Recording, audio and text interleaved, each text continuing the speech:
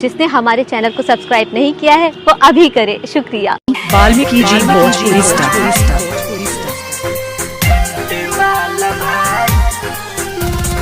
Music by Upendra Baba. बोला बोला दुर्गा मैया की।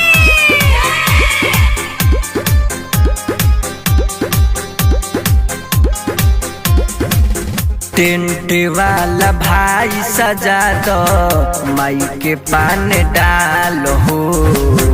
टेंट वाला भाई सजा दो माई के पान डालो हो। नीमन लाग के चाही, नीमन लाग के चाही सच्चा दरबार हो। टेंट वाला भाई सजा दो माई के पान डालो हो। टेंट वाला भाई सजा दो माई के पान डालो हो।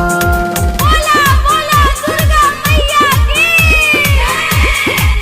Presented by set music Bhojpuri. Khushboo recording studio कहला बिशनपुरा बाजार। मिक्स बाय इमाम बाबू। वाल्मीकि जी भोजपुरी स्टार।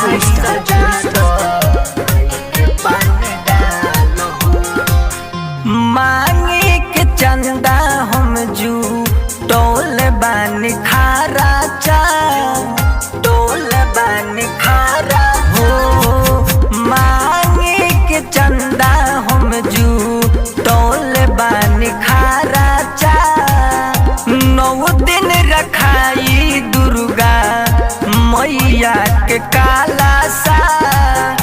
पियोरे किनारी रही, पियोरे किनारी रही पा तखा रही लाल हो।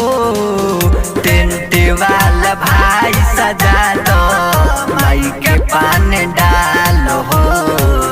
टेंट वाला भाई सजा दो माई के पान डालो हो।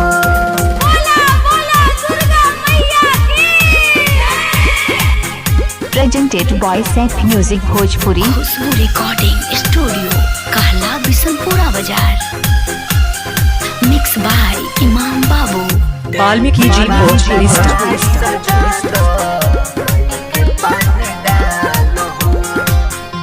लाइट बोती के बो नई हो चांद तारा, नई हो चांद तारा हो।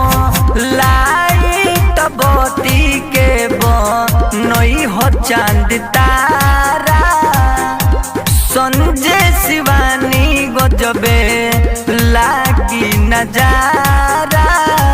सैफ गुड सोनी देख के, सैफ गुड सोनी देख के होई है निहाल हो। टेंट वाला भाई सजा दो माई के पान डालो हो। टेंट वाला भाई सजा दो माई के पान डालो। वाल्मीकि जी भोजपुरी स्टार।